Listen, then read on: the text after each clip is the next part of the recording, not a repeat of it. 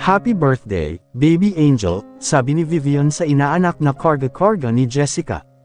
Iniabot niya sa katabi nitong si Drake ang kanyang regalo pagkatapos ay humulik sa kanyang inaanak. Sorry if natagalan ako, ha?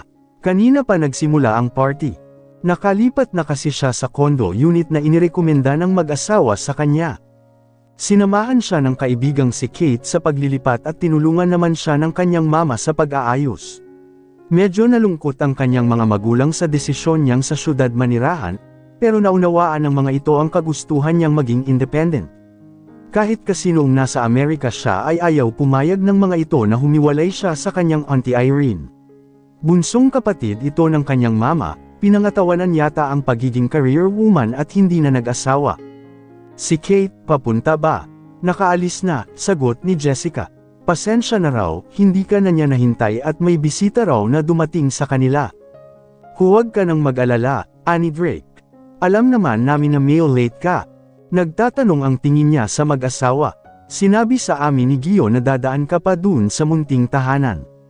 Baka raw matagalan ka dahil siguradong na mismo ang mga bata roon na malalaki na ngayon. Baka raw nakipagkilala ka ulit dahil siguradong hindi mo na makikilala ang iba sa kanila, saad ni Jessica. Si Gio, you mean, nandito siya.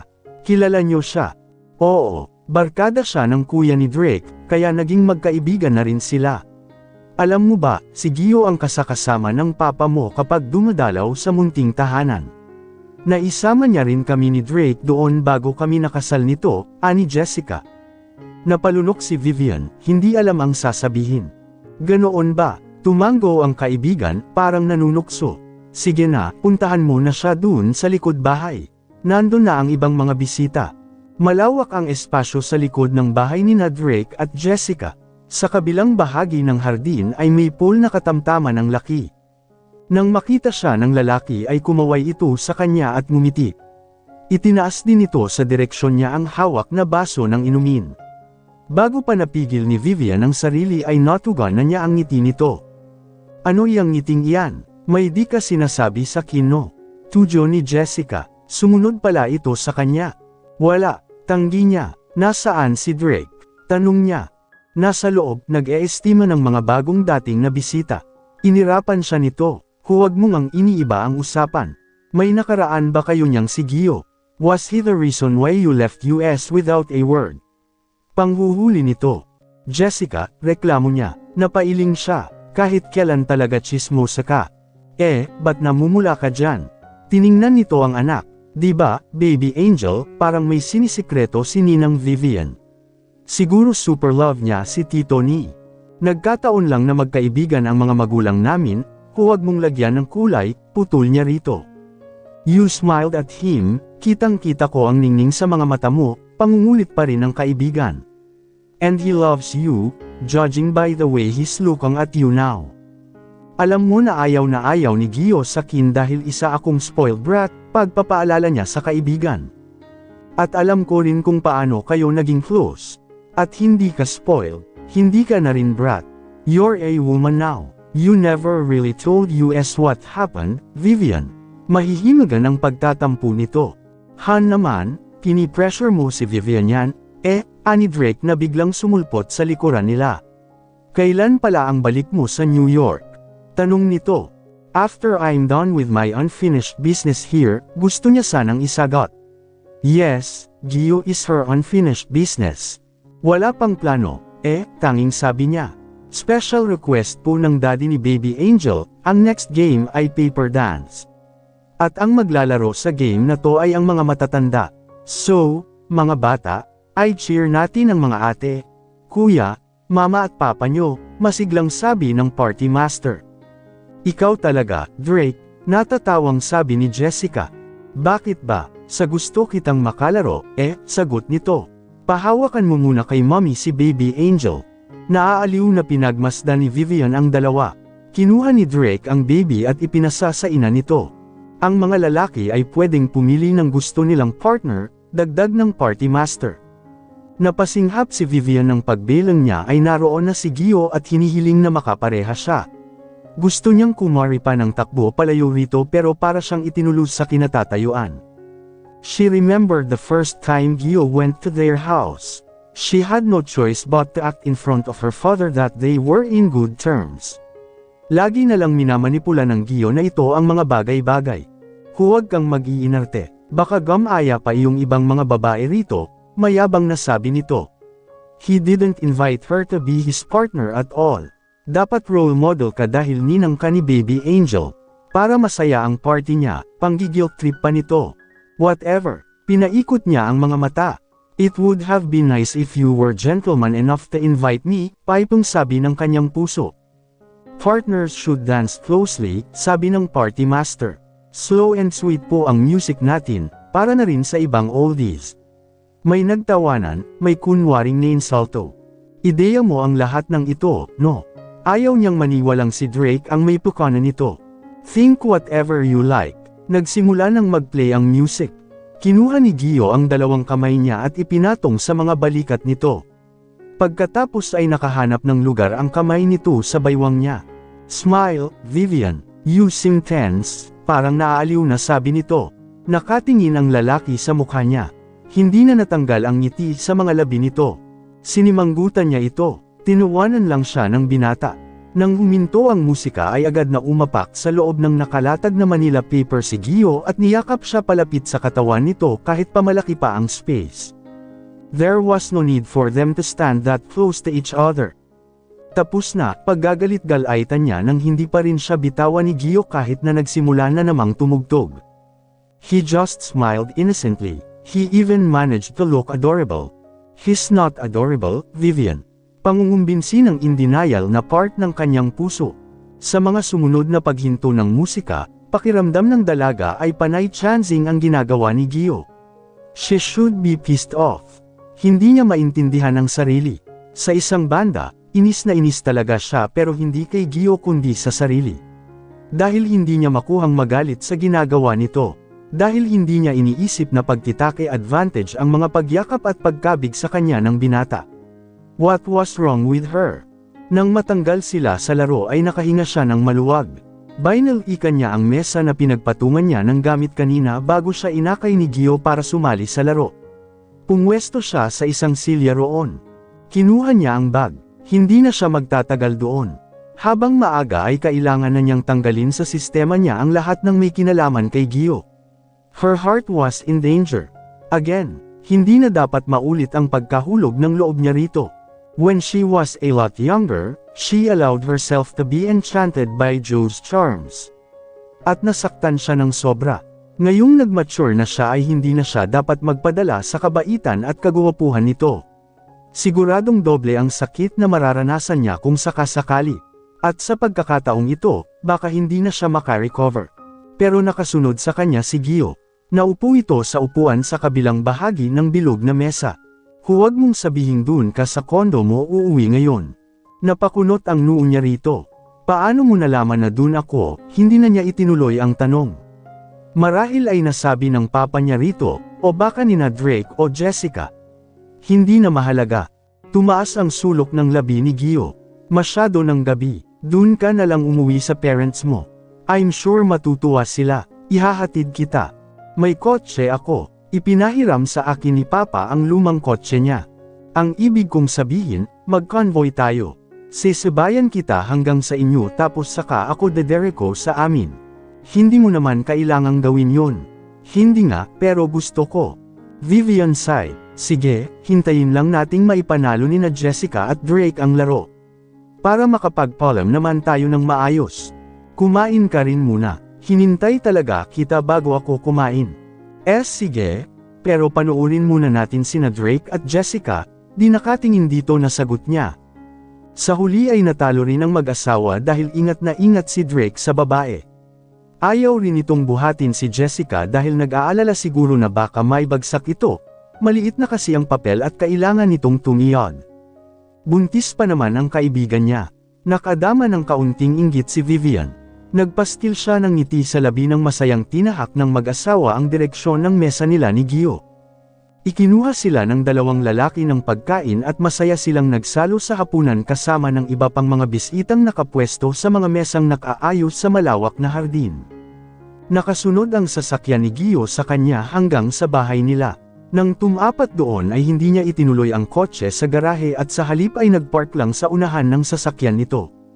Limbitahan sana kita sa loob, pero, umpisa niya.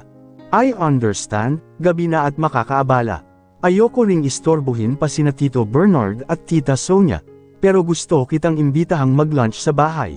Gusto ka ring makita ng dad ko, saad nito. Kung okay lang sana sa'yo. Oo naman, napapahiyang tugon niya. Hindi pa siya personal na nakapagpapaabot ng pakikiramay sa Tito Franco niya. At matagal na panahon na niya dapat nagawa iyon. Sabihin mo lang kung kailan ako dapat pumunta dun. I have a better idea. Ibigay mo sa akin ang number mo. I'll text you. Hindi mo rin kailangang magdala ng kotse kasi sasunduan kita. Ironically, the more she suppressed her feelings ay lalo lamang nagpupursiging makawala ang matitinding emosyon niya para kay Gio. Sinundo siya nito bandang alas 9 ng umaga sa bahay ng mga magulang. Hinihintay na umano sila ng daddy nito. Ipinagpaalam siya nito sa kanyang mga magulang, nangakong ibabalik siya bago ang oras ng hapunan. Nakatawang itinaboy sila ng mama at papa niya.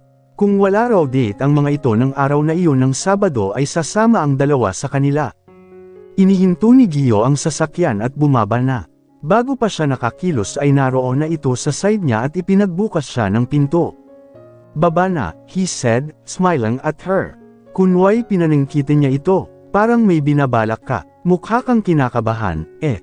Sinabi ko kasi kay Yaya Lukring na ako ang maghahanda ng lunch nating lahat. Napasubo yata ako, napakamot sa batok na tugon.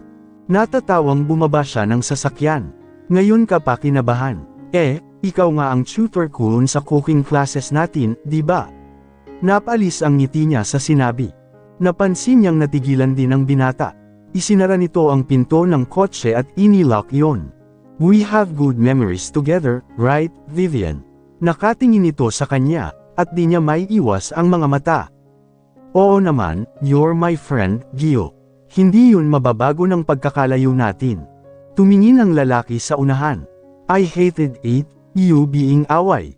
I hated every minute that we're not together. Gio, bumaling ito uli sa kanya. Tara na, siguradong naiinip na si Dad, nakangiting sabi nito. Inakay siya nito patungo sa loob ng bahay. Kailan pa kayo nagpa-renovate? Marami ng pagbabago roon mula nang huli siyang pumunta. After Mom died, it was a difficult time for us. Maraming memories sa bahay na ito ang parents ko. To help Dad deal with his grief, naisip kong makakatulong kung may mga bahagi ng bahay na babaguhin, saad nito. Anong ikinamatay ni tita? Cervical cancer, tipid na sagot ni Gio. Pagdating sa living room ay magiliw siyang binati. Ng daddy ni Gio, ito ang nag-estima sa kanya habang si Gio ay nagtungo na sa kusina. Buong pagmamalaking ipinakita sa kanya ni Tito Franco ang renovation plan ng bahay na si Gio umano ang gumawa. Ipinakita rin ito ang blueprints ng malalaking buildings na mga proyekto umanong hinawakan ng anak. May ba ako, hiha, nakalive kasi ang pinakamagaling na architect namin, pwede bang humingi ako ng assistance from you habang nandito ka, dun sana sa project namin with Tanaki? Sige po, nahihiya siyang tumanggi. Itinuturing niyang atraso na wala siya noong mawala ang mama ni Gio. Ang pagpayag niya ay nangangahulugang posibleng makatrabaho niya si Gio, pero naaalangan na siyang bawiin pa ang sinabi. Ang totoo niyan, hiha, sinabi ko na sa papa mo ang tungkol sa project na ito. Sa Davao kasi ang site, at kailangan ninyong magstay ni Gio roon for a while. Pero don't worry about the accommodation, may bahay kami roon, pahayag ng matanda. Napalunok si Vivian. Magsasama kami ni Gio sa ilalim ng isang bubong. Tito Franco, hiha, marami kayong makakasama sa bahay. May mga katulong. From time to time ay dumadalaw roon ang lolo't lola ni Gio, sa side ko. Bibisitahin ko rin kayo dun pag may time ako. At wala kang aalalahanan sa anak ko. He's a gentleman. Yeah, right. Kasi po, Tito. I know. Hiha. Sinabi sa akin ni Gio na may boyfriend ka na. Kung gusto mo, pwede mo rin siyang patuloyin dun. Malaki ang bahay, maraming kwarto. Tumango na lang si Vivian kahit napipilitan. Hindi na rin niya itinama ang matanda tungkol sa boyfriend niya. Okay po, Tito. Sana lang po magustuhan niyo ang trabaho ko. Isang kumpanya pa lang po ang napasukan ko, matapat niyang sabi. I'm sure you'll do fine, hiha. Marami pang naikwento si Tito Franco sa kanya. 12:00 ay media nang sabihan sila ng kawaksi na nakahanda na ang mesa. Sa isang iglap ay nasa tabi na ni Vivian si Gio na kanina pa missing in action mula nang pumasok siya sa loob ng bahay. Ipinaghila siya nito ng upuan. Parang teenager na nakadama ng kilig ang dalaga. Sabi ng papa mo ay naghahanap ka raw ng ibang trabaho. Di ka pa nagre-resign dun sa dati. Tumango siya. Kung gusto mong dito sa Pilipinas gamitin ang profession mo, hiha, ngayon pa lang ay sinasabi ko na sa'yong may posisyon ka na sa kumpanya namin, sabi ng kanyang Tito Franco. Nang mapatingin siya kay Gio na nakaupo sa tapat niya ay nakatingin ito sa kanya at tila naghihintay ng sagot niya. May naghihintay na pong trabaho sa kin doon, tipid niyang sagot. Inaasahan din po ni Auntie Irene na babalik ako. Gusto niya po kasing mag-relocate sa New Jersey kasi masyado na raw pong mabilis ang New York para sa kanya. So you really don't have plans of staying here for good? Conclusion ng Tito Franco niya. Tama ito. Ang totoo, kararating pa lang ni Vivian ay nakaplano na ang pag-alis niya. Hindi lang niya matiis na hindi umuwi. Gusto niyang makasiguro na kaya na niyang kalimutan ng tuluyan ang bahagi ng kahapon na iniwan niya sa Santa Barbara. Sa ngayon ay nakikipaglaban pa rin siya sa kanyang puso.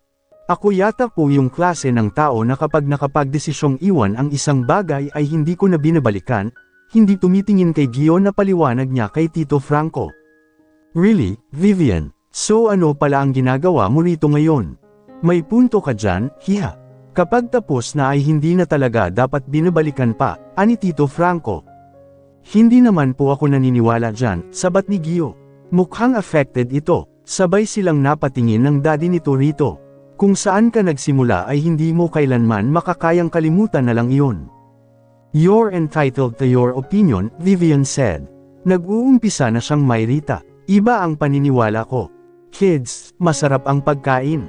Baka hindi kayo matunawan kung magbabangayan kayo, pabirong sali ng daddy ni Gio. Yes, Tito, masarap nga po, sang-ayon ni Vivian. Thanks for inviting me here. You're always welcome here, Vivian. At hindi sa kinakampihan ko ang anak ko, hiha, pero minsan, masaya ring balikan ang nakaraan, tila pagtatapos ng matanda. Nang tingnan ni Vivian ng masama si Gio ay may kinanang ngiti sa mga mata nito. Anong ginagawa mo rito? Pinigilan ni Gio ang mapangiti sa nasorpresang reaksyon ni Vivian.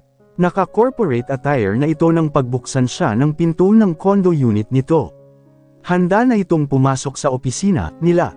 Ano ang ginagawa mo dito? Ulit nito. Well, ano nga ba? Right. He made a deal with himself that he'd do everything to earn Vivian's trust and love while she was here. Sinundo talaga kita. Para di ka na mahirapan sa pagpunta sa office. First day of work mo ngayon, bawal malate, sagot niya. Napailing na lang ito, wala po akong planong magpalit. Nagkibit-balikat lang siya, I'm here so no point using your own car and wasting gasoline. Your things. Inginuso ni Vivian ang mga gamit na nakapatong sa coffee table sa likuran nito at kinuha niya iyon. Dinampot naman nito ang bag na nasa sofa at isinukbit iyon sa isang balikat. This is not the way to the office, Vivian remarked. Breakfast meeting, tanging sagot ni Gio. Tiningnan ni Vivian ang schedule niya na in-email sa kanya ng sekretarya na in-assign sa kanya ni Tito Franco. 3 lang ang naroon, breakfast meeting, lunch meeting, and dinner meeting. Weird, puro meeting sa unang araw niya. Inihinto ni Gio ang kotse sa parking lot ng isang restaurant. Bumaba sila sa sasakyan at inalayan siya ng lalaki papasok sa establishment. Patanjin tingin si Vivian sa kanyang relo ng mahigit 10 minuto na ay wala pa rin ang kamiting nila ni Gio. Ang binata ay prenteng nakaupo at tinitingnan ang menu. Wala ni Katie na pag-aalala sa mukha nito. Nakapili ka na ba ng gusto mo sa menu? Tanong nito. Tumango siya. Do you want pancakes or a full meal? Pancakes na lang. Actually, Gio, sanay akong nagkakape lang sa umaga. At nagkape na siya bago nag-shower kanina. Coffee, hot choco. May kutob siya na wala talaga silang meeting. Hot chocolate, she replied. Nang makuha ng waiter ang order nila ay nakita niyang napalingon si Gio sa entrance. "Here he comes," sabi nito. "Mali ang hinala mo, Vivian. May ka-meeting talaga kayo." Lumapit ang bagong dating sa mesang inuupo nila ni Gio. Pero hindi naupo ang lalaki. Sa halip ay may inilabas lang ito na papeles na ipinakita kay Gio. Pagkatapos mapag-aralan saglit ang mga dokumento ay pumirma kaagad ito roon. "Salamat, sir," narinig niyang sabi ng lalaki. Ipinasok na nito sa envelope ang mga inilabas na papel. "By the look on your face, I bet there's something you want to say." "Iyon ang meeting na nakasulat sa schedule ko." "Yup," tipid na sagot ni Gio. Hindi mapakali si Vivian. Ano ba ang balak ng lalaking ito? "Is this some kind of a joke? He let you sign some documents and he left. He could have done that in the office. Ni hindi nga ako kailangan sa pirmahan niyo," reklamo niya. "Iyon ang employment contract mo. Kailangan kita bago ko pirmahan iyon. Mamaya, ibibigay sa iyo ng HR ang kopya. Aren't you flattered? Nauna pa akong pumirma kaysa sayo. Kung tutuusin, dapat panghuli ako." Hindi niya magawang sumagot. Natatakot siya na baka umaasa lang siya sa wala. Mabuti na lang at dumating na ang waiter dala ang order nila. Hindi na siya natanong ulit ni Gio. Pagkatapos mag-breakfast ay dumber echo na sila sa opisina. Si Gio ang nag-tour sa kanya sa buong lugar sa halip na iutos nito iyon sa iba. Hindi mo ari ni Vivian kung imahinasyon lang niya, pero tila nanunukso ang tingin ng marami sa mga empleyadong ipinakilala sa kanya ni Gio. Hay, hindi talaga niya dapat tinanggap ang trabahong ito. Mas malala pa siya ngayon kaysa noong high school siya. Anong ibig sabihin ng mga ito? "For my sweetheart" ang nakalagay, and it's obviously from you, Gio, pero sa table ko nakapatong. Magaling. She stormed in Joe's office, holding a bouquet of flowers and 3 boxes of chocolates. May inayos lang siya sa planning at administrative department at pagbalik niya ay nandoon na ang mga bulaklak at tsokolate. "You see, the girl I like returned them to me kaya sayo na lang. Sayang naman kung itatapon ko lang. Pues hindi ko kailangan ng mga bulaklak at chocolates na to. Kung gusto mo sayo na, kung talagang nanghihinayang ka." Pabagsak na inilagay niya ang mga bulaklak at chocolates sa mesa nito. "Take those flowers and chocolates with you." "Ayoko." Nginitian siya nito pero hindi ito nagsalita. Tinalikuran na niya ito, ngunit pagdating niya sa pinto ay hindi siya makalabas. Inis na humarap siya kay Gio. "Buzz me out," she demanded. He smirked. "You're gonna accept this or you're gonna be locked in here with me all day. Because I'm not letting you out nang hindi mo bitbit ang mga iyan." Nagmarcha siya patungo sa table nito at padabog na kinuha ang mga bulaklak at tsokolate roon.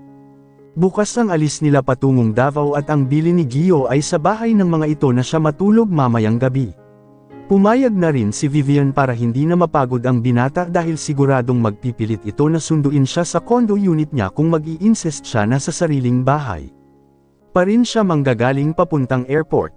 "Nakahanda na ang guest room para sa iyo," sabi ni Gio. "Naiakyat na ni Manong Poldo mga gamit mo dun sa kwarto. Tulog na siguro si Papa." Ngumiti lang siya sa binata. Nag-dinner na sila bago umuwi kaya medyo gin-abi rin sila. Ngayon ay nasa kitchen sila. Inabutan siya ni Gio ng isang baso ng malamig na tubig. "Thank you," tipid niyang sabi. "If you need anything, katukin mo lang si Yaya Lukring." Itinuro nito sa kanya ang kwarto ng matanda na kanugnog ng kusina.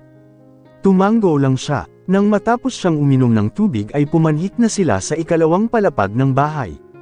Inihatid siya nito sa kwartong gagamitin niya at bago siya pumasok ay itinuro ng lalaki kung nasaan ang silid nito. Nang maisara na ni Vivian ang pinto ay saka lamang siya nakahinga ng maluwag. Unti-unting bumalik sa normal ang tibok ng kanyang puso. "You can't be like this for a week." Sermon niya sa sarili. May 1 linggo silang mananatili sa Davao. At di malayong pagbalik nila ay dito ulit siya sa bahay ng mga Montemayor magpalipas ng gabi. Nang makita ang bag ay iyon ang pinagbuntunan niya ng magulong isipan. Inayos na lang niya ang mga gamit para may iba siyang mapagkaabalahan. Nang matapos sa pag-unpack ng ilang gamit ay ibinagsak niya ang pagod na katawan sa kama. Bago pa siya tuluyang maigupo ng antok ay nakarinig siya ng sunod-sunod na katok sa pinto. Isa lang ang taong kilala niya na ganoon kung kumatok. Dali-dali siyang bumangon at binuksan ang pinto. Anong kailangan mo? Tanong niya. Biglang nagising ang kanina lang ay inaantok niyang katawan nang makita si Gio na isang pie lang ang layo sa kanya. Iniangat nito ang hawak na mug. Hot milk before you go to sleep. Ano ako, bata? Pilosopong tanong ng kanyang utak pero willing na tinanggap ng mga kamay ang mug na hawak ni Gio. Pinagtaasan niya ito ng kilay nang hindi pa rin ito umalis sa harapan niya. Parang may gusto itong sabihin pero nagdadalawang isip ito kung magsasalita ba o hindi. Matutulog ka na ba? Nag-aalangang tanong nito. Ang gusto talaga niya ay sabihin na matutulog na siya but no, slipped out instead. So pwedeng makipagkwentuhan muna sa'yo. I want to show you something, excited na sabi nito. Tumango si Vivian. Dala ang mug ng gatas ay bumaba sila ng hagdan. Lumabas pa sila ng bahay. Sa backdoor sila dumaan. Natanaw ni Vivian ang maliit na bahay na yari sa pawid sa isang sulok ng malawak na bakuran. Hindi ko agad na ipakita sa iyo ito noong ipinagluto ko kayo ni Dad, sabi ni Gio. Ngiti ang itinugon niya. Doon sila nagtungo. Nang i-on ni Gio ang switch ng ilaw ay tumambad sa kanya ang naka-arrange na maliliit na modelo ng mga buildings. Pero ang talagang nakahuli ng atensyon niya ay ang miniature replica ng two-story house. Ito ang model house ko, sabi ni Gio sa kanya. Kung bubukod na ako, ganitong bahay ang ipapagawa ko. Tumingin si Vivian dito. Sa galing mo, I'd say na hindi ganito ang klase ng bahay na ini-expect ng mga tao sa'yo. Siyempre may mga kliyente kang iimbitahan sa bahay mo, at medyo alangan kung ganito ka-simple ang makikita nila, sabi niya. Pero sa totoo lang ay gustong-gusto niya ang disenyo ng bahay. Nagkunwari siyang abala sa pagsusuri sa iba pang miniature building na naroon. Hindi na umimik si Gio at nag-alala si Vivian na na-offend ito sa komento niya. Gusto niyang bumawi, but it's a pretty house. I just don't like the way the windows are designed. Mas maganda kung ang pinto ay pulos kahoy at walang halong glass. Magagawa ng paraan. Ano pa ang maisasuggest mo, architect? The master's bedroom should have a veranda para pwedeng makapag-usap dun ang mag-asawa at the end of their day. They could relax there, have a sip of wine before dinner, or share a cup of coffee while waiting for the sun to rise. Perhaps maganda rin kung nandito ang pool. May itinuro si Gio na bahagi ng hardin. Yup, that would be the perfect spot. Dapat dalawa ang pool. A pool for the couple and a pool for their kids, enjoy pa niyang patuloy. The kitchen should be here. At mas maganda kung from the living room ay tanaw na ang poolside. Then, mukhang nasisiyahan ito sa mga inputs na naririnig mula sa kanya. You keep staring at me. Parang nagrereklamo ang tono niya. Ikaw kaya ang kausap ko. Alangan namang sa bahay na iyan ako tumingin. Kabisado ko na iyan, ako ang gumawa niyan. She shrugged her shoulders. Dinampot na lang niya ang mug ng gatas na ipinatong niya sa mesang naroon. Uminom siya mula sa mug. Medyo lumamig na ang gatas. Doon tayo sa gazebo, mas maluwang iyon at makakaupaw tayo. Nagtungo sila roon at naupo sa paamano. She placed her lip on the rim of the mug. Hindi niya sigurado kung bakit inuunti-unti niya ang pag-ubos sa laman yun. I miss your cooking, he said out of the blue. Ibinaba niya ang mug sa pagitan nila. Nakasandal si Gio sa isang haligi ng gazebo habang nakaupo sa paamano, at nahilig naman siya sa kabilang haligi, paarap dito. Hindi naman ako masarap magluto. Ikaw lang yata ang nakaka-tolerate ng niluluto ko noon, sagot niya. Well, nakita ko yata kung paano mo pinaghirapan ang mga luto noon. Hindi siya sumagot, sumikdo ang dibdib ni Vivian at minabuti niyang uminom na lang ulit ng gatas. Pagkatapos ay tumingin siya sa kalangitan. You are staring again, siti niya sa kausap habang nakatingala pa rin sa langit. I can't see a single star. I'm looking at one right now, Gio said. Pagbilang niya sa lalaki ay nakatayo na ito sa tabi niya. At sa kanya ito nakatingin. Ano ang ibig niyang sabihin? Niloloko mo yata ako, saad niya. She could no longer deny it. She was in love with him all over again. Oh, mali pala. I've always been in love with him. She tried to suppress the feeling, but failed. I'm looking at the most beautiful star in the universe, he said, his voice almost a whisper. He was looking at her face intently, like he was memorizing every detail of it. Bago siya makapag-react ay palapit na ang mukha nito at lamapat na ang mga labi nito sa kanya. Did her heart stop beating? O ang mundo ba ang huminto sa pag-ikot? It had been more than 8 years. She believed the time that passed was long enough to forget, but the familiar touch of his lips made her remember everything about her first love and her touch, as if it was only yesterday when it happened. Pumikit na lamang si Vivian at ibinuhos ang buong puso niya sa halik. Pero bago siya makatugon ay tinapos na ni Gio iyon. May gatas ka pa rin sa labi, nakangiting sabi nito. He gave her another quick kiss. Tara na sa loob. Maaga pa tayong aalis bukas. Mukhang hindi siya makakatulog ng maayos ngayong gabi.